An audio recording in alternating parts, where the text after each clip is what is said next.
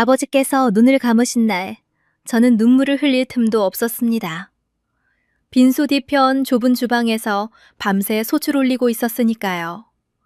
장례식장 측에서 제공하는 음식이 있었는데도 시어머니 봉자 씨는 기어이 직접 차려야 한다고 우기셨습니다. 아버님 생전에 손님들을 대접하던 방식 그대로 해야 체면이 선다는 이유에서였죠. 저는 이미 그 말이 무슨 뜻인지 잘 알고 있었습니다. 12해 동안 그 집 둘째 며느리로 살면서 직접 차린다는 말이 결국 제 손으로 차린다는 뜻임을 몸으로 배웠으니까요. 조문객들이 오가는 소리, 아이들 우는 소리, 어른들 낮은 곡소리가 하나로 뒤섞인 그 새벽에 저는 혼자 전을 부치고 나물을 무치고 국을 끓였습니다. 빈소에서는 시어머니 봉자 씨가 상주석에 앉아 조문객들의 손을 잡고 있었고 큰며느리 지수 씨는 상복을 단정하게 입은 채 그 옆에서 화장 하나 지운 것 없이 서 있었습니다. 남편 민준이는 입관 절차를 도우러 갔고 저는 주방이었습니다. 늘 그랬듯이 기름이 튀어 손등이 빨갛게 달아올랐지만 저는 멈추지 않았습니다. 오늘이 아버님의 마지막 날이었으니까요. 묵묵히 아버님 곁을 지키셨던 그 손, 남몰래 제 어깨를 두드려 주시던 그 손을 생각하면 전 한 장이라도 더 붙여드리고 싶었습니다. 그런데 입관이 끝나고 온 가족이 한자리에 모인 바로 그 자리에서 시어머니 봉자 씨가 입을 여셨습니다. 아버님 영정사진 앞 국화꽃 향기가 가득한 그 공간에서였습니다. 여러분, 이렇게 다 모인 김에 제가 한 말씀 드릴게요. 이 집 재산 전부 성호한테 물려줄 겁니다. 아버지도 살아계실 때 그러셨어요. 저는 손에 들고 있던 국그릇을 내려놓았습니다. 소리가 났지만 누구 하나 돌아보지 않았어요. 큰아들 성호 씨가 조의를 표하러 온 친척들 앞에서 반쯤 울먹이는 표정을 지으며 말했습니다. 어머니, 제가 잘 지키겠습니다. 큰며느리 지수 씨는 그 옆에서 슬픔과 감격이 뒤섞인 표정으로 눈을 내리깔았죠. 연기라는 걸 저는 알았습니다. 그 두 사람이 빈소밥 복도에서 나누던 소곤거림을 제가 들었으니까요. 어머니가 언제 선언하실지, 어떻게 친척들 앞에서 못 박을지를 상의하던 목소리였습니다. 남편 민준이는 그 말을 듣고 아무것도 하지 않았습니다. 이미 예상했다는 듯이, 아니 이미 포기했다는 듯이 그저 바닥만 내려다보았어요. 저는 그 옆모습을 보다가 시선을 거두었습니다. 서글픔보다는 오히려 이상하리만큼 마음이 차분해졌습니다. 왜냐하면 저는 알고 있었거든요. 아버님이 돌아가시기 사흘 전 새벽 제 손을 꼭 잡고 나지기 하신 말씀을 수진아, 너한테 맡겨둔 봉투 잊지 말거라. 저는 그때 아버님 눈빛이 평소와 달랐다는 걸 이제야 완전히 이해했습니다. 발인이 끝나고 이틀 뒤였습니다. 사무제를 마치고 집에 돌아오자마자 시어머니 봉자 씨가 안방으로 저를 불렀습니다. 방에는 큰며느리 지수 씨도 함께 있었어요. 두 사람의 눈빛이 같은 방향을 향하고 있었습니다. 수진아, 이제 아버지도 가셨으니까 정리 좀 해야지. 상호 명의로 넘길 서류들이 좀 있어. 네가 집에 있으면서 관련 인감 처리 좀 도와줘라. 저는 천천히 앉았습니다. 어머니, 어떤 서류를 말씀하시는 건가요? 봉자 씨는 제 앞에 서류 묶음을 밀었습니다. 아버님 명의로 된 아파트 증여계약서 초안이었습니다. 날짜가 공란으로 되어 있었고 수중인 이름도 비어 있었어요. 거기에 성호를 적어 넣으려는 거였습니다. 아버님 도장을 찍기 위해 아버님 인감이 담긴 인감증명 신청서도 함께 놓여 있었죠. 아버님 도장은 제가 갖고 있지 않아요. 봉자 씨의 눈이 좁아졌습니다. 그게 무슨 소리야? 아버지 서랍 정리할 때 거기서 나온 거 네가 챙겼잖아. 저는 고개를 저었습니다. 저는 챙긴 게 없어요. 큰며느리 지수 씨가 끼어들었습니다. 어머니, 아마 까먹으셨나 봐요. 제가 직접 찾아볼게요. 그러더니 서슴없이 제 방 쪽으로 걸어 들어가려 했습니다. 저는 천천히 자리에서 일어나 지수 씨 앞에 섰습니다. 제 방은 제가 정리할게요. 지수 씨가 피식 웃었습니다. 아이고 예민해라. 시댁집에서 무슨 제 방이에요. 그 말이 12해 동안 들어온 말들 중에서 가장 뻔뻔하게 들렸습니다. 그날 밤 저는 남편 민준이와 마주 앉았습니다. 저는 아버님이 이번 사흘 전에 건네주신 봉투를 꺼냈습니다. 안에는 공증된 증여계약서가 들어있었습니다. 아버님 명의의 분당 아파트 한 채가 제 이름 한수진으로 이전되어 있었고 날짜와 공증인 도장이 선명했습니다. 법무사 사무소 소인도 찍혀 있었어요. 민준이는 서류를 한동안 들여다보다가 눈이 붉어졌습니다. 아버지가 알고 계셨던 거야? 저는 대답 대신 고개를 끄덕였습니다. 아버님은 알고 계셨던 겁니다. 성호 씨가 무엇을 하는 사람인지, 그 집에서 12해 동안 누가 실제로 집을 지켜왔는지. 다음 날 아침부터 시댁은 달라지기 시작했습니다. 봉자 씨는 아버님 서랍을 전부 뒤졌고 성호 씨가 달려와 서재 책장을 하나씩 뒤집었습니다. 무엇을 찾는지 굳이 말하지 않아도 알 수 있었죠. 저는 그 광경을 조용히 지켜봤습니다. 찾아도 없을 테니까요. 이미 제 손 안에 있었으니까요. 그날 오후 성호 씨가 제 앞에 섰습니다.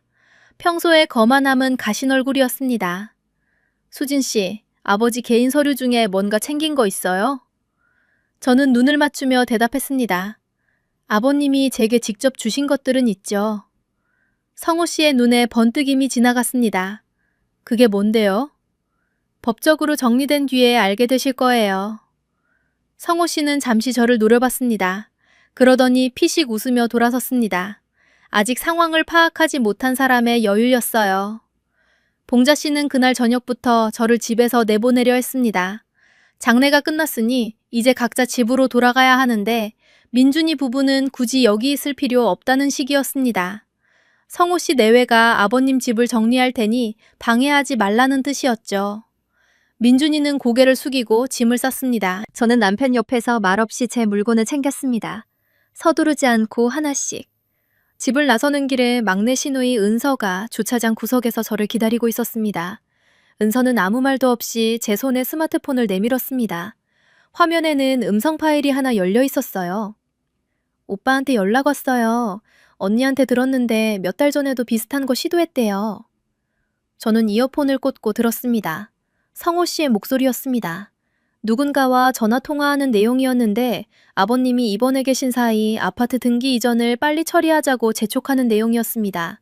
상대방이 공증 없이는 어렵다고 하자 성호 씨가 어머니가 다 알아서 하신다고 답했죠. 저는 파일을 저장해두고 스마트폰을 돌려줬습니다. 은서야, 고마워. 은서가 고개를 끄덕였습니다. 언니, 저 이제 더 이상 모른 척 못하겠어요. 그로부터 3일 뒤 시댁에서 연락이 왔습니다. 봉자 씨가 아니라 성호 씨 명의의 문자였어요. 아버님 아파트 관련해서 이야기가 있으니 오라는 내용이었습니다.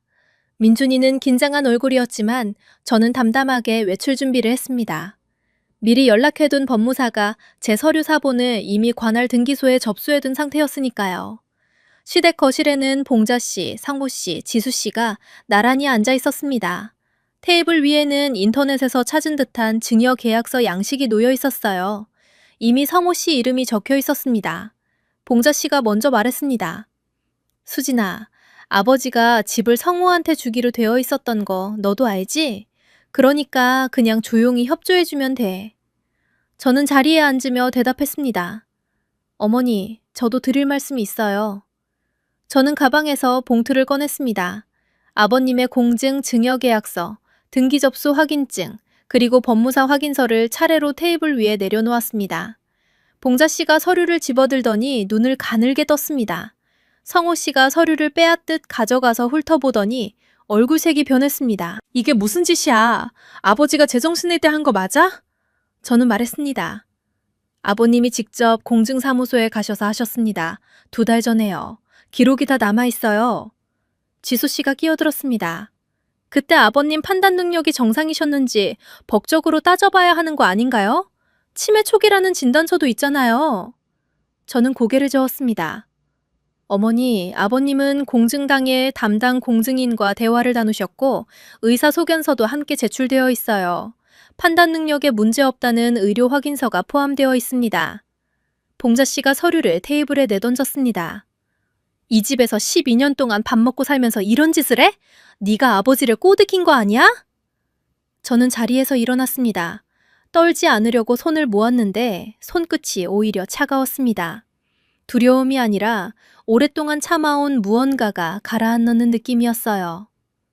어머니, 저는 아버님이 원하신 대로 따랐을 뿐이에요. 저를 원망하시기 전에 상호 씨가 그동안 무슨 일을 해왔는지 먼저 아셨으면 해요.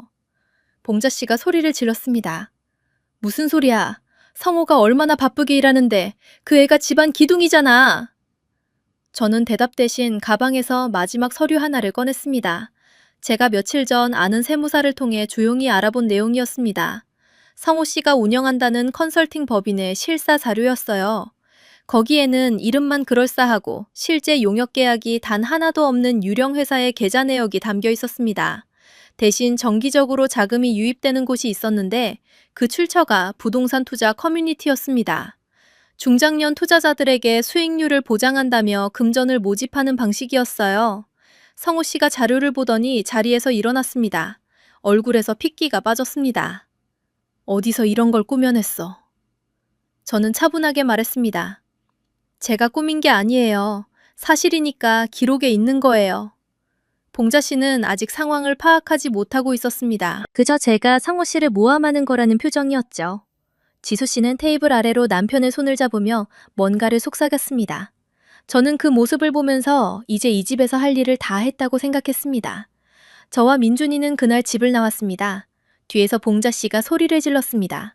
민준이를 향해 형한테 그러면 안 된다고. 어미 말을 들으라고. 민준이는 신발끈을 고쳐매며 제 손을 잡았습니다. 손이 따뜻했습니다. 차에 오른 뒤 저는 창밖을 내다봤습니다. 아버님이 즐겨 앉으시던 마루가 보였습니다. 해질 무렵이면 항상 거기 앉아 바깥을 내다보시던 분이었어요. 그 자리에 이제 아무도 없었습니다. 다음날 오전부터 시어머니 봉자 씨의 전화가 오기 시작했습니다. 저는 받지 않았습니다. 민준이가 받았을 때는 당장 집을 돌려놓지 않으면 가만두지 않겠다는 내용이었다고 했어요. 그 다음은 성호 씨에게서 문자가 왔습니다.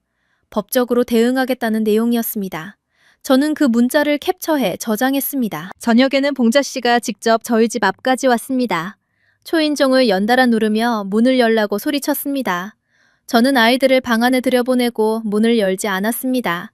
대신 스마트폰으로 현관 CCTV를 확인하며 조용히 기다렸습니다. 봉자 씨는 40분쯤 소란을 피우다가 돌아갔습니다. 밤에 들어온 부재중 전화는 47통이었습니다. 저는 그 숫자를 보면서 오히려 마음이 굳어지는 것을 느꼈습니다.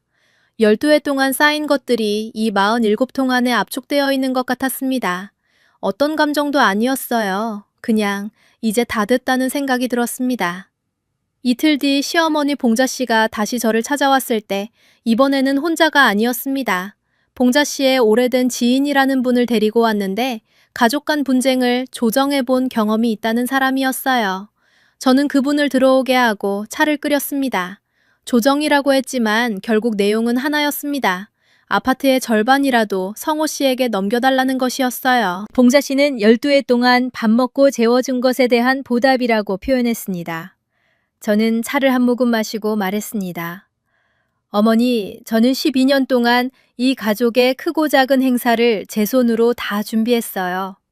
명절에는 사흘 전부터 장을 받고 아버님 병수발도 제가 했어요. 그게 얼마짜리였는지 한 번도 계산해 보신 적 없으시죠? 봉자 씨가 소리를 높이려 했지만 저는 멈추지 않았습니다. 법적으로 아버님이 생전에 정당하게 처리하신 거예요. 제가 원한 게 아니라 아버님이 선택하신 거예요. 그 선택을 존중해 드리는 게 저한테 남은 마지막 도리라고 생각해요. 봉자 씨는 잠시 침묵했습니다. 그러다 갑자기 자리에서 벌떡 일어나 커피잔을 밀쳤습니다. 잔이 바닥에 떨어지면서 깨졌습니다. 이 독한 것이 아버지 임종 전에 꼬드겨서 집을 가로채고는 가족이라고 말하는 거야? 봉자 씨의 지인이 당황해서 봉자 씨 팔을 붙잡았습니다. 저는 자리에서 일어나 깨진 잔을 치웠습니다. 손이 떨리지 않았습니다. 어머니, 오늘은 여기까지 하시죠. 더 하실 말씀이 있으시면 변호사를 통해 연락 주세요. 봉자 씨가 나가면서 현관 앞 화분을 발로 찼습니다. 화분이 뒤집히면서 흙이 쏟아졌어요. 제가 입주 첫 해에 사다 심었던 작은 로즈마리였습니다. 나무는 넘어지면서 가지가 꺾였습니다. 저는 그 화분을 바라봤습니다. 12해 전 시어머니 봉자 씨가 처음 이 집을 방문했을 때 아무것도 모르는 애가 왜 이런 걸 들고 왔어? 라고 했던 게 생각났습니다. 저는 그날 아무 말도 못했습니다. 오늘 저는 그 로즈마리를 조심스럽게 들어 화분에 다시 올려 심었습니다. 그 다음 주였습니다. 막내 시누이 은서에게서 연락이 왔습니다. 성호 씨 회사가 피해를 입었다고 주장하는 투자자들이 직접 시댁 앞으로 찾아왔다는 내용이었어요. 중장년 투자자 여러 명이 돈을 돌려달라며 모여 있었고 성호 씨는 집안에서 전화를 받지 않고 있다고 했습니다. 은서가 보내준 추가 내용에 따르면 성호 씨는 수익률 보장이라는 명목으로 여러 사람에게 자금을 받아왔는데 실제로는 수익 구조가 전혀 없는 상태였습니다. 들어온 돈을 돌려막기로 유지하다가 결국 막힌 겁니다. 봉자 씨가 그날 밤 저에게 전화를 걸었습니다. 목소리가 완전히 달라져 있었습니다. 낮고 흔들리는 목소리였어요. 수진아, 내가 잘못했어. 네가 어른이 됐는데 내가 너무 몰랐어. 성우가 지금 많이 힘들다. 집을 팔아서 그 사람들한테 돌려줄 수 있게 좀 도와줄 수 없니? 저는 한참 있다가 대답했습니다. 어머니, 저는 도와드릴 수 없어요. 그분들은 경찰에 신고하실 수 있어요. 그게 올바른 방법이에요. 봉자 씨가 울기 시작했습니다. 저는 그 울음소리를 들으며 전화기를 내려다봤습니다. 불쌍하다는 생각이 들지 않았다고 하면 거짓말이겠죠. 하지만 불쌍하다는 감정이 모든 것을 덮어버려야 하는 건 아니라는 걸 저는 이제 알고 있었습니다. 그 다음날 아침 성호 씨가 저희 집 앞으로 직접 왔습니다. 경비원이 막으려 했지만 소리를 질러서 들어왔다고 했습니다. 저는 아파트 로비에서 성호 씨와 마주쳤습니다. 항상 잘 차려입고 다니던 분이었는데 셔츠 단추도 제대로 못 채운 상태였어요. 수진 씨, 나 지금 너한테 부탁하는 거야. 형수한테 부탁하는 거라고. 아버지 집 잠깐만 담보로 쓰게 해줘. 이 위기만 넘기면 다 돌려줄게. 저는 성호 씨를 바라봤습니다. 이 사람이 결혼 첫 해에 제게 했던 말이 떠올랐습니다. 둘째 며느리는 집안일이나 잘하면 돼요. 쓸데없이 나서지 말고요. 웃으면서 한 말이었습니다. 아주버님, 저는 아버님이 남겨주신 걸 지켜드려야 해요. 아버님 뜻을 제가 흔들 수 없어요. 성호 씨는 한동안 저를 노려봤습니다. 그러다 갑자기 손을 뻗어 제 팔을 잡았습니다. 이 집이 네 것인 줄 알아? 아버지가 네한테 홀려서 한 짓이라고. 저는 그 손을 조용히 떼어냈습니다. 그리고 말했습니다. 한 번만 더 제 몸에 손대시면 그냥 넘어가지 않을 거예요. 성호 씨는 그 말에 멈칫했습니다. 저는 그 사이에 엘리베이터에 올라탔습니다. 문이 닫히는 순간 성호 씨의 표정이 보였습니다. 분노와 당황함이 뒤섞인 얼굴이었어요. 저는 그 표정을 기억해 두었습니다. 그로부터 닷새 뒤 투자 사기 피해자들의 집단 고소가 접수되었다는 소식이 들렸습니다. 은서에게서 연락이 왔는데 성호 씨가 수사기관에 출석하게 되었다고 했어요. 큰며느리 지수 씨는 아이들을 데리고 친정으로 내려갔다고 했고 봉자 씨는 시댁집에 혼자 남아있다고 했습니다. 저는 그 소식을 들으면서 아무것도 하지 않았습니다. 시원하다거나 통쾌하다는 감정도 크지 않았어요. 그저 처리해야 할 일들이 있었고 저는 그것들을 하나씩 처리해 나갔습니다. 아버님 아파트는 법적으로 제 명의로 이전 절차가 완료되었습니다. 저는 그 집을 시세보다 조금 낮은 가격에 내놓았습니다. 빨리 정리하는 것이 필요했습니다. 아이들이 다니는 학교 근처에 작은 집을 구하고 제가 오랫동안 미루어온 일을 시작하고 싶었거든요. 결혼 전 저는 잠깐이지만 작은 도시락 가게를 운영했었습니다. 시어머니 봉자 씨가 며느리가 가게를 한다는 건 보기 안 좋다며 접으라고 했을 때 저는 정말 아무 저항 없이 접었습니다. 12해 전 이야기입니다. 매수자가 구해졌을 때 저는 계약서에 서명하면서 아버님이 떠오를까봐 눈을 꼭 감았습니다. 눈물이 날 줄 알았는데 나오지 않았습니다. 대신 마음속에서 아버님 목소리가 들리는 것 같았습니다. 장인어른 댁에 처음 갔던 날 아버님이 민준이에게 했던 말이었어요. 이 사람 잘 챙겨라. 말수 적은 사람이 속이 깊다. 그 말을 저는 그날 처음 들었는데 10년이 넘도록 잊지 못하고 있었습니다. 저는 매각대금 중 일부를 투자 피해를 입은 분들의 합의금을 위해 따로 떼어두었습니다. 성호 씨가 접촉했던 피해자 중에 노부부가 있었는데 노후 자금을 전부 맡겼다가 돌려받지 못한 분들이었어요. 법적으로 제가 책임질 의무는 없었지만 그 돈이 결국 아버님이 평생 모으신 것에서 나왔다는 사실은 지울 수 없었습니다. 봉자 씨는 집이 팔렸다는 소식을 은서를 통해 들었다고 합니다. 그날 밤 봉자 씨가 저한테 문자를 하나 보냈습니다. 넌 내 며느리가 아니야. 다시는 보고 싶지 않아. 저는 그 문자를 읽고 잠시 들여다보다가 화면을 껐습니다. 서운하다는 감정이 올라왔다가 가라앉았습니다. 봉자 씨한테 며느리로 인정받고 싶었던 시간이 얼마나 길었는지를 생각하면 이 한 줄이 오히려 가장 솔직한 말처럼 느껴졌습니다. 그 다음 달이었습니다. 성호 씨에 대한 수사가 진행되면서 봉자 씨는 혼자 지내게 되었습니다. 은서가 가끔 들른다고 했어요. 봉자 씨는 혼자 밥을 해본 적이 없는 분이었습니다. 처음 이틀은 편의점 음식으로 버텼고 사흘째에는 전기밥솥 버튼을 잘못 눌러서 밥을 태웠다는 이야기를 은서에게서 들었습니다. 저는 그 이야기를 듣고 아무 말도 하지 않았습니다. 불쌍하다는 감정은 이제 선명하게 있었지만 그것이 곧바로 다시 그 집으로 가야 한다는 의미가 아니라는 것도 알고 있었습니다. 그 두 가지 감정이 함께 있어도 괜찮다는 걸 저는 그때 처음으로 이해했습니다. 재판은 3달 뒤에 있었습니다.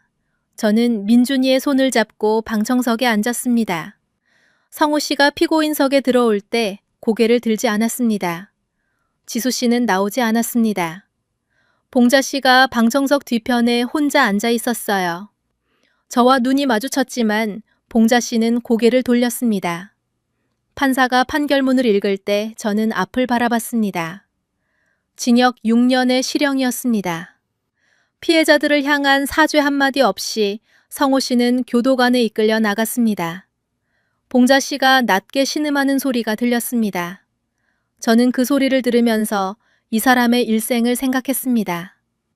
아들을 위해 모든 것을 걸었는데 그 아들이 이렇게 되었을 때 이 사람은 어떤 밤을 보낼까? 그 생각은 잠시 가슴을 눌렀다가 지나갔습니다. 법원 밖에서 은서가 저를 기다리고 있었습니다. 은서는 아무 말도 하지 않고 저를 안았습니다. 저도 아무 말도 하지 않았습니다. 그로부터 2달 뒤 저는 작은 가게 문을 열었습니다. 동네 골목 안쪽 채광이 좋은 작은 공간이었습니다. 간판에는 제 이름 2글자를 썼습니다. 한수진이라는 이름 석자가 아니라 수진이라는 이름 2글자였어요. 첫날 아침 가게 문을 열면서 저는 앞치마를 맸습니다. 이 동작이 12해 동안 늘 아침 일찍 시작되었다는 사실이 새삼 떠올랐습니다. 달랐습니다. 예전에는 앞치마를 매면서 오늘 또 어떤 소리를 들을까 생각했다면 오늘은 어떤 사람들이 올까를 생각했습니다. 저는 국물을 올리고 재료를 다듬으며 창밖을 내다봤습니다. 출근하는 사람들, 아이 손을 잡고 학교 가는 사람들, 이어폰을 꽂고 빠르게 걷는 사람들. 저도 한때 저 중 누군가였겠지 싶었어요. 가게 한쪽 선반에는 작은 화분이 놓여 있었습니다. 가지가 꺾였다가 다시 자라난 로즈마리였습니다. 흙이 뒤집혔다가 다시 심긴 그 화분이 지금 창가에서 햇빛을 받고 있었습니다. 손님이 들어와 사장님, 오늘 추천 메뉴가 뭐예요? 하고 물었을 때 저는 처음으로 그 호칭을 자연스럽게 받아들이는 제 자신을 발견했습니다. 며느리가 아니라 수진으로 불리는 아침이었습니다. 옛 어른 말씀에 이런 구절이 있습니다. 오래 굽혀있던 것이 곧게 펴지려면 굽혀있던 시간만큼의 힘이 필요하고 오래 짓밟혔던 것이 다시 서려면 짓밟혔던 시간만큼의 땅이 필요하다. 저는 그 말이 제 이야기라고 생각합니다. 12년이라는 시간 동안 저는 짓밟혔지만 그 시간만큼 저는 땅을 단단히 알게 되었습니다. 탐욕은 결국 자신이 판 구덩이에 스스로 빠집니다. 그리고 묵묵히 제자리를 지킨 사람은 오래 걸리더라도 결국 제 이름으로 서게 됩니다. 저는 그것을 이제 알았습니다. 저는 오늘도 앞치마를 메고 불을 올립니다. 이전과 똑같은 동작이지만 이제는 전혀 다른 아침입니다.